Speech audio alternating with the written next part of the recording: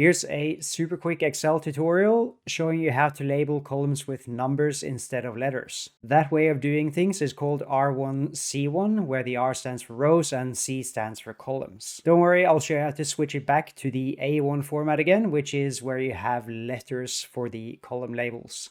You can switch the column labels from letters to numbers and back again with one single checkbox in the Excel settings. To make the switch, click on the Files tab, then go to Options.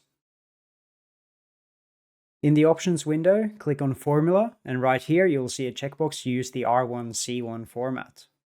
Check that option and OK your way out of the Options dialog. Now you'll see the columns are labeled with numbers instead of letters. This is the R1C1 format, meaning you use numbers for row labels and also numbers for column labels.